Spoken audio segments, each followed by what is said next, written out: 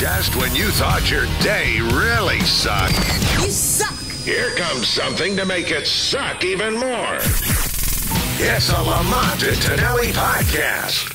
Let me tell you this. This guy has turned into a friend of the show over the last few years, and he has a brand new project, and we are all over this. We had to...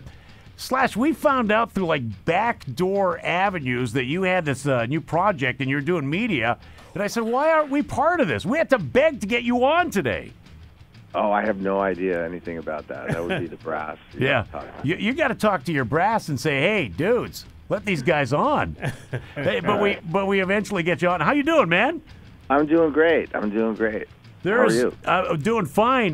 Brand new CD, and we have a track from that. I'm going to play it in just a few moments here from the new CD. You've got like your regular band with you on this one, too. Could I call these guys your regular band now? Yeah, there's Miles Kennedy and Brent Fitz and Todd Kearns. And there's a new guy in the band that's playing guitar named Frankie Sidoris, but...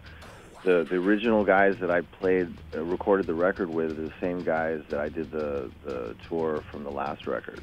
And it was something that got put together, at the very last minute. I met Miles Kennedy at the tail end of making the record, and he did a couple songs, and I just thought he was phenomenal. And so he signed on to do the tour with me, and then I met Brent Fitz, and he turned me on to Todd Kearns, and I had this great sort of pickup band. And during the tour, I thought, these guys are amazing.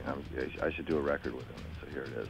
So you mentioned you have a new guitarist. Does a guitarist know that he's auditioning for Slash when he goes to an audition? The guy must crap his pants when he walks in. Well, funnily enough, we did have an audition process where we had a bunch of people come in and they knew exactly what they were getting into. But I'd gone. Brent turned me on to Frankie, and I went to go see the band that Frankie was in at the Roxy. And did the auditions later, and at the very end of the auditions, I had Frankie come in, and I just said, Frankie's great, so we just went with Frankie. So now, and you mentioned Brent Fitz, he's your drummer. I think I brought this up to you before, that he's from my hometown, and he's a buddy of my brother. They hang around together. It seems that everyone knows this Brent Fitz. You know what's so funny? Okay, listen, I've been working with Brent Fitz for a couple of years now. Yeah. And when I was auditioning drummers, I was in Los Angeles. I know everybody in town, and I was playing with drummers that I've already played with, just trying to find the guy with the right feel. And I was overwhelmed with the amount of calls and emails about this guy, Brent Fitz. And I finally resigned to go see him only because it wouldn't stop. And so I was in Vegas, and I looked him up, and really cool guy, and I flew him out to L.A. He drove. I give credit where credit's due. He drove out to L.A. and we got together and jammed. And he was not only a cool guy, but the best drummer for what it was that I was doing, like the perfect feel. And so that's how that started. Okay, he introduced me to Todd Kearns, who's another Canadian, who's the ultimate bass player slash singer. He's a really great singer, too. And so then we started out touring. We've toured pretty much the entire planet, and Brent Fitz knows somebody in every nook and cranny of That's He's true. got friends in the most obscure places you would never imagine anybody would know anybody. Even people that live there, you wouldn't expect them to know even their neighbors. I mean... And so it's funny that you should say that. Everybody knows him.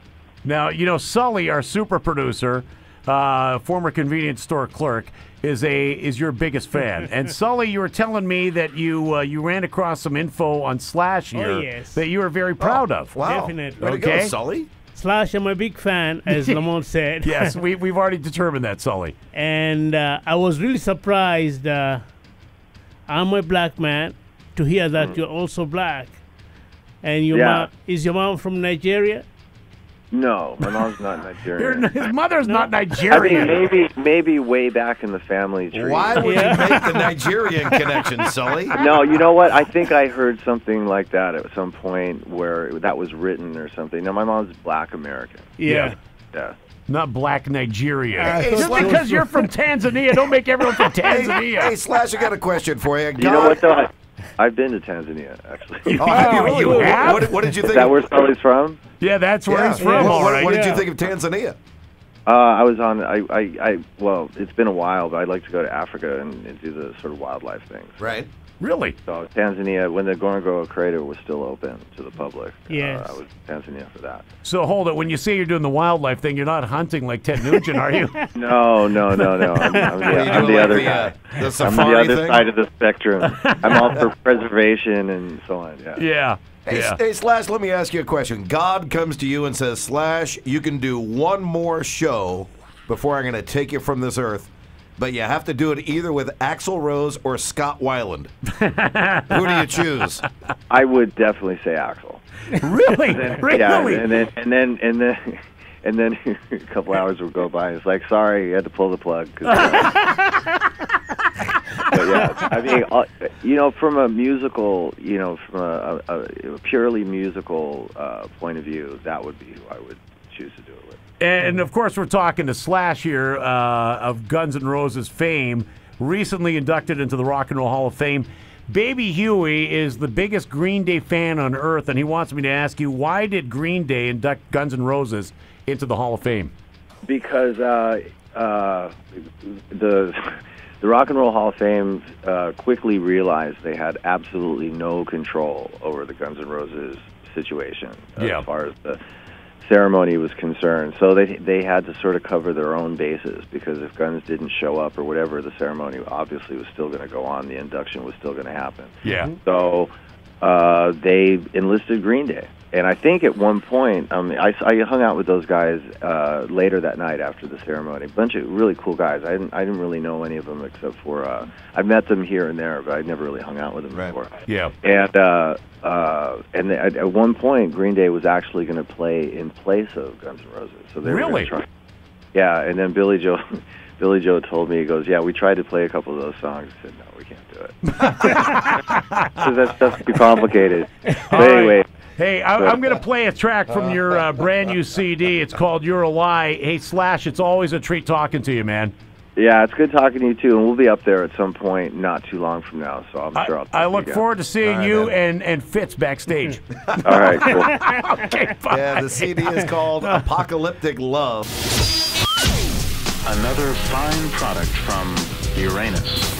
That concludes the Lamont and Tonelli podcast. To hear more and everything Lamont and Tonelli, check out the website at lntworld.com.